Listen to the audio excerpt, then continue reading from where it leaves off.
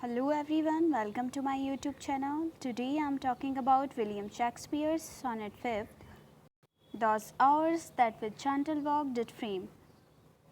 Poem start करने से पहले हम पोइट की छोटी सी बायोग्राफी देख लेते हैं। विलियम शेक्सपियर का बर्थ 26 अप्रैल 1564 को हुआ और उनकी डेथ 23 अप्रैल 1616 को हुई। लिटरेचर की ये famous dramatist, poet and actor रहे हैं। इंग्लिश लिटरेचर में इन्होंने बहुत अच्छी अच्छी राइटिंग्स लिखी है, जिनमें 37 प्लेज लिखे हैं और 154 सॉनेट्स लिखे हैं। इन 154 सॉनेट्स को इन्होंने 3 अलग अलग पार्ट में रखा है, जिसमें फर्स्ट से लेके 126 तक के सॉनेट्स फेयर यूथ में आते हैं। 127 से लेकर 152 तक के सॉनेट्स द डार्क लेडी में आते हैं और लास्ट की 2 सॉनेट्स 153 और 154 सॉनेट्स द ग्रीक सॉनेट में आते हैं। Now I am talking about our poem sonnet 5th, those hours that with gentle work did frame. यह विलियम शेक्सपियर की 5th सोनेट है, जिसमें प्रोक्रिएशन की बात की हुई है, जो फेयर यूथ सीक्वेंस में आती है। इस पोएम को 1609 में पब्लिश करवाया गया था। ये 14 लाइन पोएम सोनेट है, जिसे 3 कॉर्टेंस और 1 कपलेट में रखा गया है। इस पोएम को आयम्बिक पेंटामीटर में लिखा गया है। इसकी राइमिंग स्कीम है AB AB, CD CD, EF EF, GG। Sonnet 5, those hours that with gentle walk did frame. जैसे कि मैंने आपको पहले भी पोएम्स में बताया है कि इनकी फर्स्ट से लेके 17 तक की जितनी भी सोनेट्स है, जिनके अंदर पोइट ने प्रोक्रिएशन की बात करी है, और इन सभी पोएम को विलियम शेक्सपियर ने एक अननेम्ड यंग मैन को एड्रेस किया है। So now without wasting time I am starting line by line explanation of this poem. Those hours that with gentle walk did frame that lovely gaze where every eye doth dwell। Gentle walk से यहाँ पे meaning है slow creation से, frame से यहाँ पे meaning है एक शेप या फिर कोई फेस। पोइट ने इस पोएम के अंदर टाइम की बात की है और टाइम को पर्सोनिफाइड किया गया है। सो पोइट इन स्टार्टिंग की लाइंस में कहते हैं कि एक फ्रेम जिसके अंदर कुछ आवर्स दिखाई देते हैं या फिर कुछ घंटे दिखाई देते हैं, जो कि लवली टाइम और एक बहुत ही ब्यूटीफुल नज़रिए को समर्थन करते हैं, और जिसकी लोग तारीफ़ें करना कभी बंद नहीं कर पाते हैं। Will play the tyrants to the very same and that unfair which fairly doth excel। Tyrant से यहाँ पे मीनिंग है अत्याचार से, और अनफेयर का मीनिंग है यहाँ पे उगली से। पॉइंट अब यहाँ पे कहते हैं कि ये जो फ्रेम है वो खुद के साथ में एक टाइम ऐसा आएगा कि वो खुद को अत्याचारी बिहेव करेगा खुद के साथ में,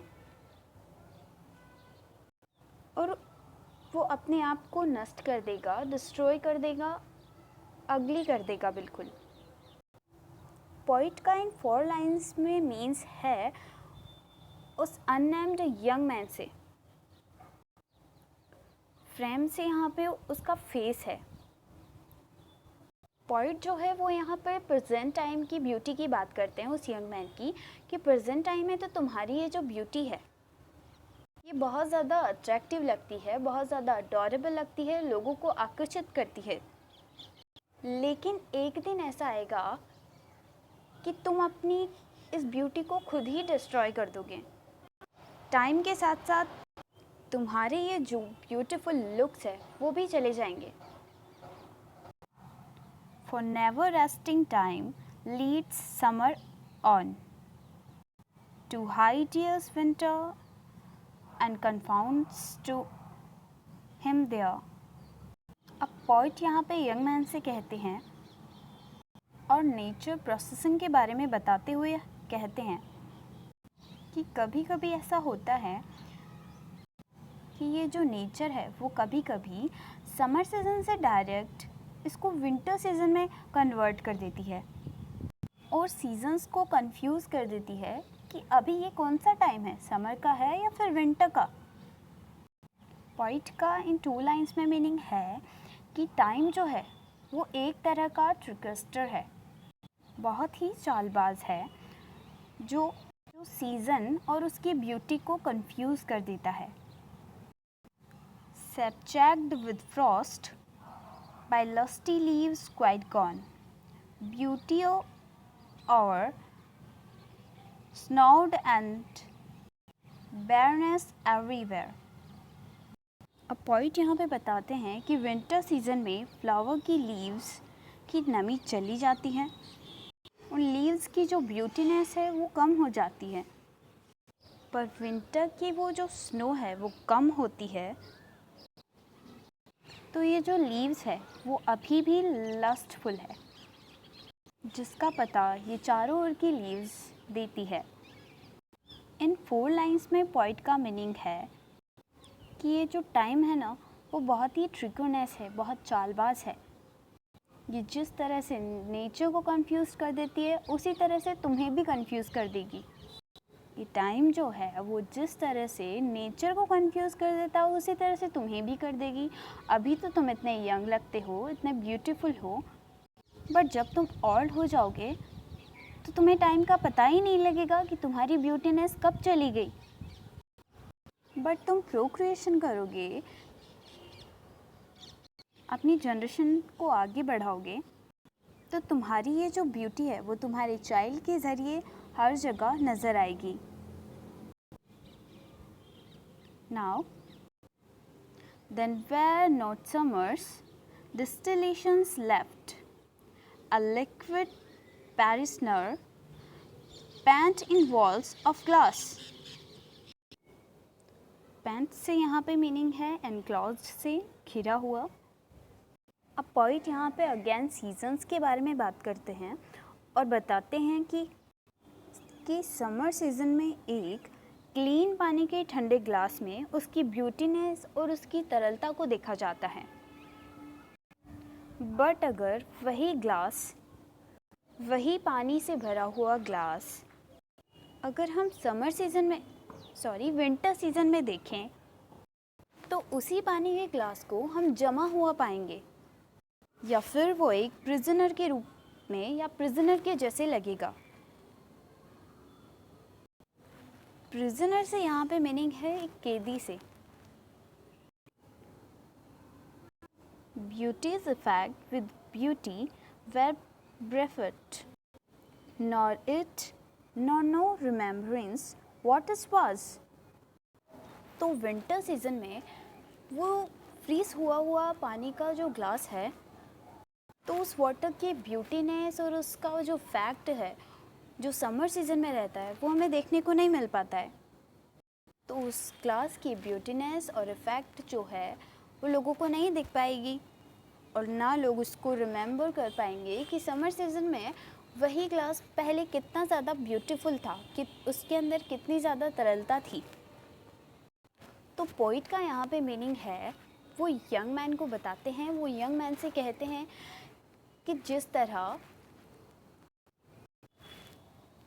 तरह उस पानी के ग्लास की ब्यूटीनेस का कोई पता नहीं लगा पाया, कोई रिमेंबर नहीं कर पाया, सेम उसी तरह तुम्हारी ब्यूटी भी लॉस्ट हो जाएगी और ये वर्ल्ड तुम्हारी इस ब्यूटी को कभी रिमेंबर नहीं कर पाएगा।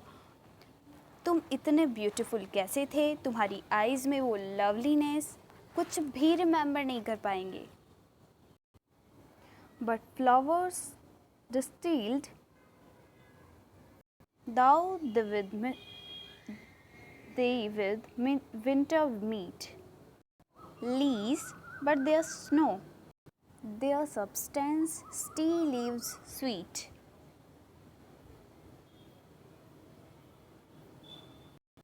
अब पॉइट इन लास्ट की 2 लाइन्स में यंग मैन से एक फाइनल होप रखते हुए उसे कहते हैं कि लेकिन विंटर सीज़न में भी समर सीज़न के उन फूलों की ब्यूटीनेस छुपी होती है, और यही ब्यूटी जो विंटर सीज़न में छुप गई है वो एक समर के नए दिन से या फिर समर के एक नए दिन में एक फ्लावर की ब्यूटी के रूप में देखने को मिलेगी। जब स्नो चली जाएगी, जब विंटर चली जाएगी, तो समर सीज़न में एक नए फ्लावर की ब्यूटी के रूप में वो ब्यूटीनेस देखने को मिलेगी।